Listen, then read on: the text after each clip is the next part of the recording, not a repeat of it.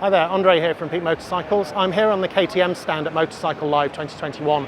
KTM is one of the brands that wasn't at EICMA, so I'm just going to give you a quick look around what they have on display here.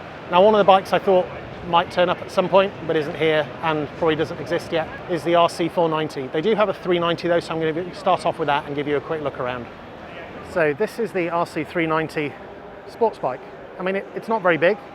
It's not very heavy, it's not very expensive. I think it costs just over £5,500. It makes about 44 horsepower. It's got a tiny front wheel. Now, someone did ask me if I could seek out the 125, and they don't actually have one on display, so this is going to have to be the next best thing. I think the 490 is going to be the twin, which is going to build upon this, probably in a very similar frame, similar sort of dimensions. And yeah, you know what? I probably won't get one, but I'd certainly think about it, and I'm definitely interested in trying to ride one. I know I've talked before when I was talking about the R7 and some of the other smaller sports bikes that there's something to be said for riding a slow bike fast rather than a fast bike slow. And I think this is the perfect candidate for that. Yeah, really interesting little bike. Yes, £5,649 for the 2022 model. So yeah, they don't have any particular new models that they're launching with a big aplomb this year. So I'll just give you a quick look around the others. Here we've got the KTM 690 Enduro R. It's about £9,000. You know, it's definitely on the heavier end for an enduro bike, but if you want to do long distances, I think they are really nice if you can suffer the seat for that long. Other seat options are available.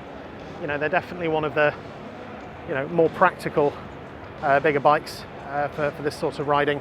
If you saw my other Husqvarna video, this is its KTM counterpart.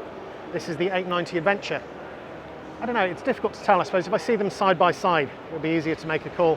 But I think this one does look a little bit sleeker. I haven't ridden the 890, I did ride the 790, but I think this is another level up. And yeah, again, really nice bikes. You know, KTM do have that, racing history. And there's like little styling cues that make it through onto this bike. I'm sure it would be extremely resilient, and I know that this one is a bike they use in the KTM off-road experience. Cost about £12,000 here in the UK. If you're a KTM rider looking for a bike like this, I'm sure this will be on your list. And here we have a whole stand of Dukes. So I'm not going to talk through every one of these. You know, if you're a KTM Duke rider, you kind of know what they are. Everything from the little 125 through to an 890. And then, you want something really special, you could always go for the 1290 Super Duke R. Just an absolute piece of engineering. It's just a weapon. Yeah, it's again, not really a bike for me, I think.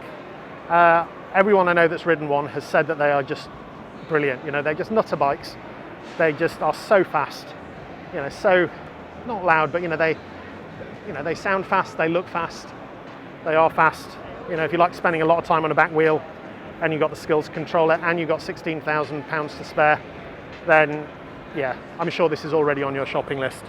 If that is just a little bit too exposed for just that much power, there is always this. So this is the KTM 1290 Super Duke GT, which takes that same bike, the same GT, but just adds a few more comforts to it, slightly bigger fairing, that touring windscreen on the front. And I know people that have done 4,000 mile trips in a couple of weeks on one of these and thoroughly enjoyed it. They really are good bikes. So that's it, that's the last of my coverage from here at the KTM stand here at Motorcycle Live 2021. I hope that's been interesting and useful. If it has, please like and subscribe, and I'll see you next time. Thanks for watching.